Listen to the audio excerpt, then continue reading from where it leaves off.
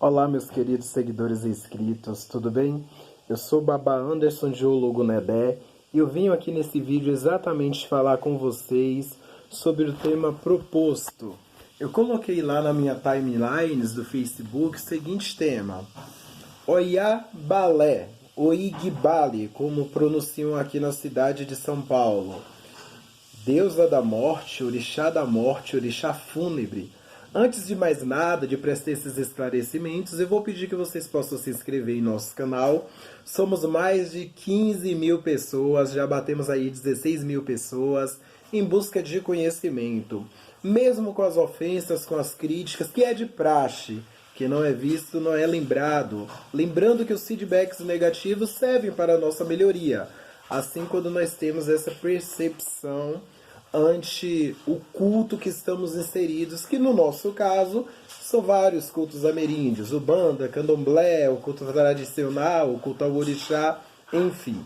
A ideia aqui é discutir o papel de Oiá enquanto denominação que se tem por aí de orixá fúnebre, de orixá da morte. Eu vou pedir que você se inscreva nesse canal, possa compartilhar esse vídeo, convidar amigos e o trabalho continua. Vamos lá. Primeiramente, devemos entender sim que Oiá Igbale, como dizem aqui em São Paulo, que lá na Bahia não pronunciamos esse nome, chamamos mesmo de Oiabalé, ou Inhansã do Balé, conhecido pela maioria, principalmente pelos antigos, é um caminho de Oiá, sendo a primordial, aquela que deu origem a todos os outros caminhos dentro do seu culto, lembrando que a Oiá ela tem fundamentos específicos. Seu ibá é confeccionado no barro por uma questão de ancestralidade.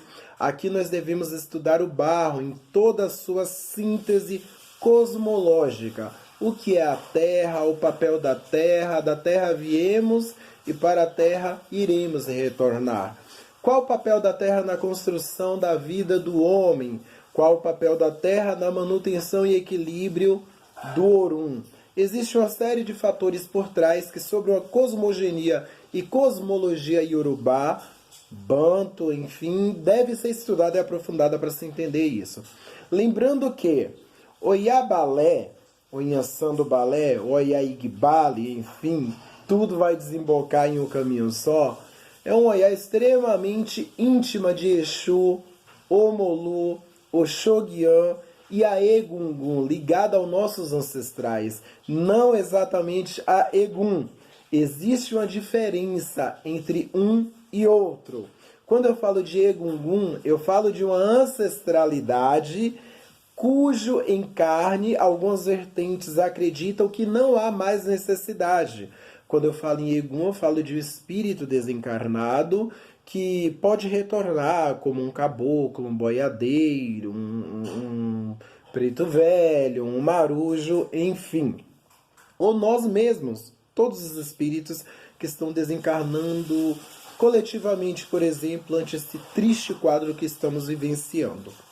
Oiá tem intimidade com esses orixás, ela tem uma relação estreita sim com o Campo Santo. Por quê? Porque o papel de Oiabalé é exatamente auxiliar o espírito no seu processo de desencarne, acolher esse espírito com todo o seu amor, guiá-lo para que o Baluayê, o Molu, receba esse espírito recém-desencarnado e assim possa encaminhá-lo ao seu estado mental, emocional e espiritual de acordo com as suas obras efetuadas e praticadas aqui na Terra. Não existe essa, uma coisa que muito Pai de Santo se priva de explicar, porque eles acham que é feio adotar essa visão espiritualista, que não é necessário. Eles acreditam que isso fere os princípios do axé, e não, muito pelo contrário. Agrega, ajuda você a entender o porquê aquele orixá existe no mundo. Poxa, qual é a função de Oiá no mundo? Exatamente essa que eu estou explicando. Qual é a função de Obaluayê no mundo? Exatamente essa que eu estou explicando. Para além do controle das endemias, epidemias, no que diz respeito a esse deslocamento e manutenção para um fim e objetivo específico divino, existe também a manutenção dessa mesma endemia, epidemia, para que haja o processo de cura, por decorrência das relações com outros orixás, como Catendê, Ossan, por exemplo. É importante entender que quando eu falo de Oyá, Balé, de Yansan do Balé, eu falo de Oyá que, além de ter relação íntima com esses orixás, ela está presente sim nos rituais fúnebres. E quando eu falo em ritual fúnebre, eu não falo especificamente no axexê, porque nem todos que desencarnam dentro do axé passam pelo axexê. Tem pessoas que a família não permite, tem pessoas que não querem, tem pessoas que não aderem, e isso deve ser respeitado. Há quem acha um absurdo, nossa, mas isso não pode. Gente, cada um tem um caminho próprio a seguir, e cada um tem o direito de ser respeitado pela decisão de seguir o seu próprio caminho. Não é porque você acha algo certo que o outro tem que fazer. Cada um tem um caminho a seguir. Ah, mas o culto dita que é isso. Tá no corpo hierárquico, faz parte do composto hierárquico, litúrgico, o que não quer dizer que João ou José tenha que passar necessariamente. Isso é algo muito subjetivo e algo do próprio ser. E se o indivíduo não foi respeitado em vida, pelo menos em seu desencarne ele deve ser respeitado. Lembrando que ninguém vira santo porque morre, a vida continua. E a função de Oyá, nesse momento, é acolher esse espírito e encaminhá-lo ao Obaloaiê, que por decorrência do seu sepultamento ali, há um processo que, dentro de várias vertentes religiosas, alguns conseguem cronometrar tempo e outras não, mas existe um período em que esse espírito se desprende do seu corpo em direção à sua zona espiritual específica. Alguns iorubás vão dizer que existe lá os 9 oruns, cada orum com especificidade, o orum de quem tomou loiê, o orum de quem tomou determinadas idades, o que eu discordo totalmente, mas eu respeito a você que acredita. Não é porque o Babá Anderson discorda que você deve se ofender com isso, fazer comentário agressivo aí embaixo, dizer que ele é marmoteiro, isso e aquilo. Eu não concordo. Essa divisão de céus, essa divisão de Orum, para mim é um processo de exclusão, sim. Para mim Orum é um só. Para mim seremos julgados pelas nossas obras, sim. Não seremos julgados por rótulo religioso. Não existe isso de eu ser o sacerdote, um babalorixá, por ter oiê, após o meu desencarne, eu ter lá um belo trono me esperando no Orum. Nossa, gente, me perdoem, mas é muita ingenuidade pensar uma coisa dessa. E a minha moralidade, e as minhas ações morais, e o filho de santo que eu prejudiquei, e as mentiras que eu falei, e o mal que eu pratiquei, e a falta de moralidade enquanto ao meu próprio ser, e meus princípios, meus valores que eu feri, e o outro que eu fiz mal, e tudo que eu fiz. Eu não vou prestar conta porque o Oiê vai absorver isso? Mero engano, isso não existe. Seremos julgados não por rótulo religioso, mas seremos requeridos pelos nossos feitos. Logo, os nossos amados e sagrados orixás, como Oyá e Obaloaiê, estarão no comando desse encaminhamento após o nosso desencarne, e aí sim desfrutaremos daquilo que plantamos sobre a terra. Porque o maior egoísmo do homem hoje é querer colher o que ele nunca plantou. E não é DK, não é idade de santo, não é posto que vai te garantir um localzinho bom, não. Sai dessa bolha, sai desse mundo. O pai de santo que apregou a isso tá ainda em um mundo obsoleto, sim. Tá ainda preso em enquadramento, assim, que eu respeito plenamente. Mas eu acredito que o conhecimento vai quebrando os véus da ignorância e nos dando mais uma amplitude em relação a essa visão espiritual.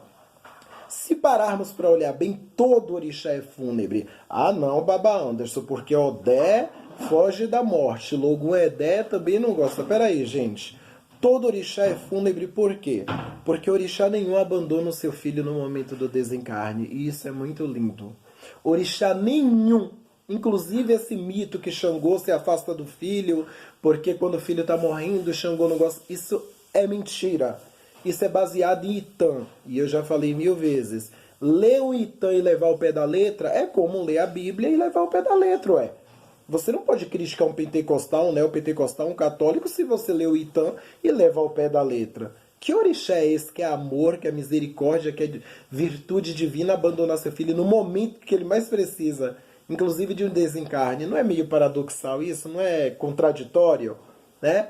São energias diferentes que agem de formas diferentes. Aí é uma outra questão, logo todo orixá é fúnebre, porque acompanha seu filho nesse processo, voltando ao seu estado natural após o seu filho partir para o Orum e ir para a zona espiritual que lhe foi designado segundo a sua condição moral. Ponto. Isso não é explicado nos terreiros, daí muita confusão na cabeça das pessoas. Se eu morrer, eu vou para onde? Vou para o céu, vou para o inferno, vou pro um dos Oruns, eu vou pro umbral, aí pega vertentes, pega um monte de coisa, faz aquela mistureba. Você vai para o lugar que você está construindo nesse exato momento em que você está vivendo. Daí a responsabilidade de saber o que você fala, com quem você fala, como você fala, de respeitar as pessoas, de respeitar a dor delas, de não explorar a desgraça alheia, ganhar dinheiro em cima da desgraça dos outros, de não se aproveitar da dor do outro para bancar seus luxos, para bancar suas vaidades, para manter sua boa casa. Portanto, meu irmão, minha irmã, meu babá, minha, vamos pensar e refletir, reafirmando Oiá, Nhançã, Igbale, Balé, como queiram chamar, sempre é e sempre será uma grande mãe, como todas as Iabás e todos os orixás grandes pais que nos amparam na vida e na pós-vida. Porque se assim não fosse, não teria sentido ser tutelado por um espírito que nos amam tanto e que amamos tanto, cultuamos a vida inteira para ser abandonado no momentos que mais precisamos, que é o fim da nossa vida carnal. Um forte abraço a todos, espero que eu tenha sido muito bem claro e objetivo, lembrando que não precisam se inflamar nem me ofender. Eu respeito aos que discordam da minha visão. Afinal, cada um teve uma cultura, uma criação religiosa dentro de um núcleo religioso. E se todos no mundo pensássemos igual, o mundo não teria graça. Axé Barão Xé Colofé do Pé, Uô Lorum.